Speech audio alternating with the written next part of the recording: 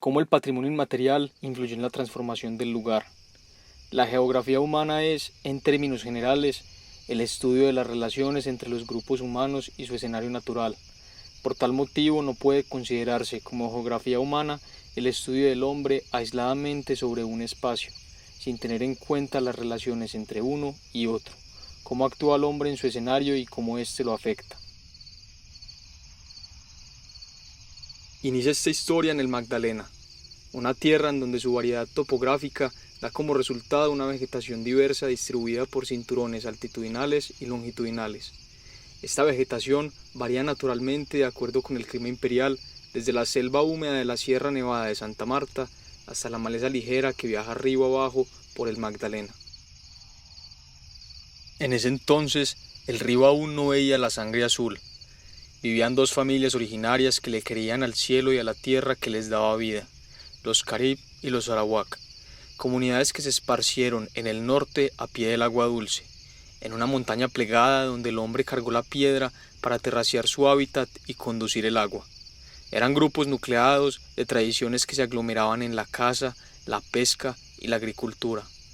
El culto religioso era muy intenso.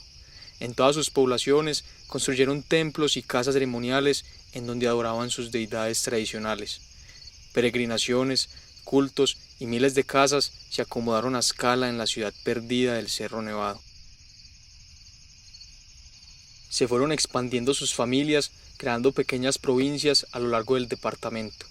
Por la desembocadura del río entraron caravanas caribes y europeas buscando abastecimiento agrícola y minero, para asentarse y proclamar dominio.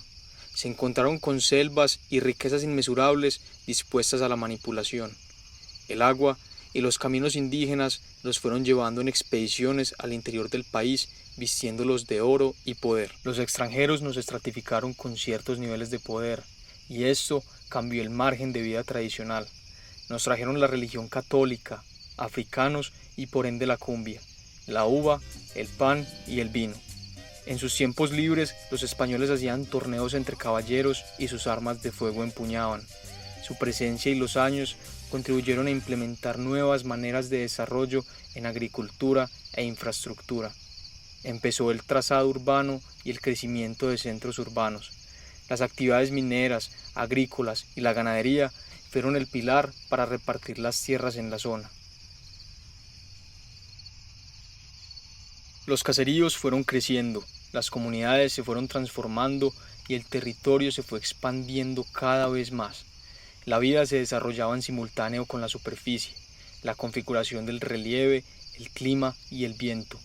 Una mezcla de tradiciones del campo que se estructuraron por las oportunidades del lugar y quienes lo invadieron. La gente en sus celebraciones festejaba dichas y desdichas. Las ventanas no tenían reja y nadie pasaba cerrojo a la puerta. Y en los medios días, la ciudad desierta invitaba a largas tertulias y siestas.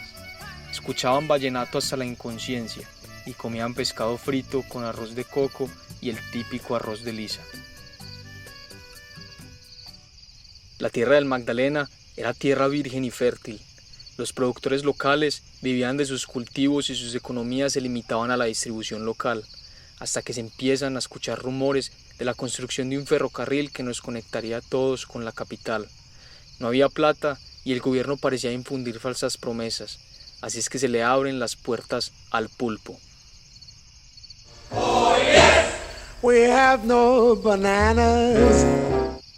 Al inicio, todo parecía una llave a las nuevas economías internacionales. Nos trajeron agua, hospitales e incluso escuelas. Hasta de muchas enfermedades nos libraron. La construcción de las redes ferroviarias se dio en simultáneo con la producción del banano hacia los municipios del sur, que cada vez se iban consolidando más. Allí predominaban los cultivos de tabaco, caña y café, hasta que les remontó el banano. Terreno y más terreno fueron tomados para la producción del banano. La UFC bautizó de nuevo nuestras tierras como repúblicas bananas.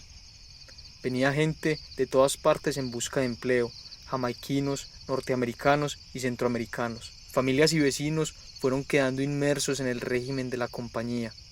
Nos enfrentábamos a una compañía tan grande que oponerse a ella sería cerrar la exportación de frutas en Colombia.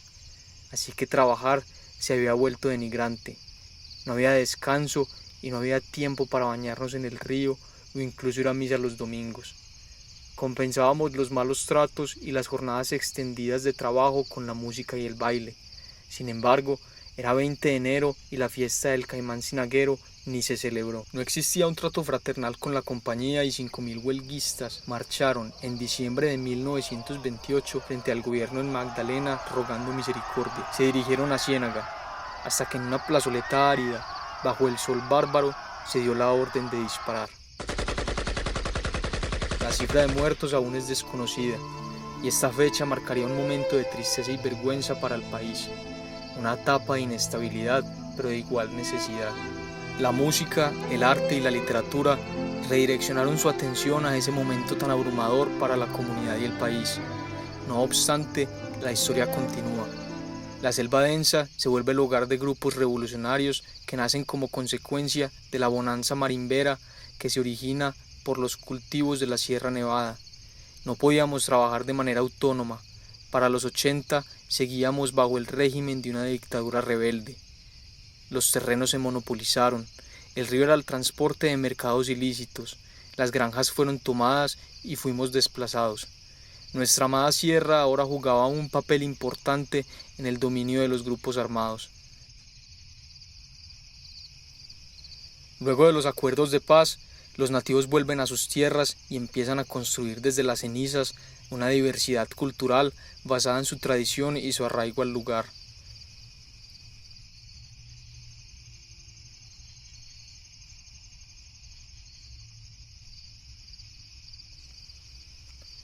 No podemos construir identidad y pertenencia social de un pueblo si la historia se oculta. El Magdalena lo recuerda todo. Tanto que a pesar de que la sierra haya sido tomada para procesos ilegales, sigue teniendo una importancia relevante en el territorio debido a que alberga el origen. Cada paso dado en el territorio ha dejado una huella inmemorable que aún en la actualidad determina la importancia del lugar, como aquel ferrocarril que alguna vez corrió.